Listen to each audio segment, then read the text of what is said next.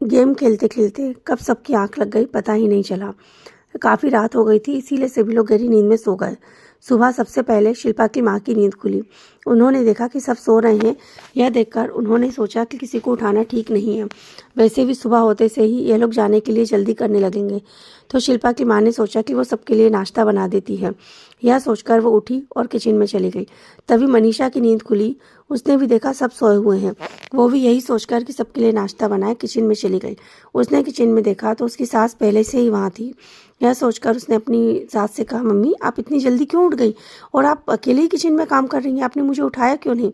शिल्पा की माँ ने मुस्कुराकर कहा, सब लोग इतने अच्छे से नींद में सोए हुए थे, इतने थक गए थे कि मैंने उठाना ठीक नहीं समझा। और वैसे भी कोई ज़्यादा देर नहीं हुई, तुम चाहो तो अभी और थोड़ी देर आराम कर सकती हो। मैं सबके लिए नाश्ता बना दूंगी। मनीषा ने कहा, नहीं मम्मी जी, हम दोनों मिलकर जल्दी से नाश्ता बना लेते हैं और अभी सबको सोने देते हैं, क्योंकि उठते से ही तो दीदी जियाजी जाने के लिए जिद करने लगेंगे और फिर चले जाएंगे और उसके बाद पता नहीं अब कब वापस आए। तो उन्हें थोड़ी देर यहाँ आराम करने देते हैं। देखिए ना कितने प्यार से सब सोए हुए हैं, सब चिंताओं से मुक्त आराम से।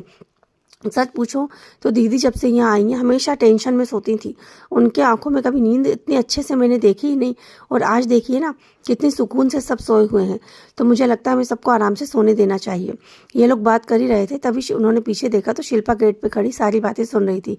शिल्पा ने अंदर आकर दोनों को गले लगाया और कहा, माँ आज वाकई में मुझे बहुत चैन की नींद आई है।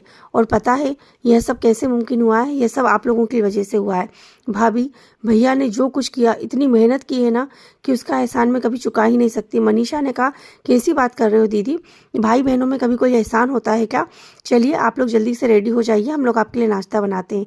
शिल्पा ने कहा, हाँ सभी लोग उठ गए हैं, हम लोग जल्दी से रेडी हो जाते हैं, फिर हमें निकलना भी है क्योंकि ज़्यादा देर करना उचित नहीं है। यह कहकर शिल्पा चली गई। कुछ देर में सभी लोग तैयार होकर नाश्ते के टेबल पर आ गए। आगे की कहानी जानने के लिए सुनते रहिए कहानी का आगे का भाग, नीम का पेड़। Thank you.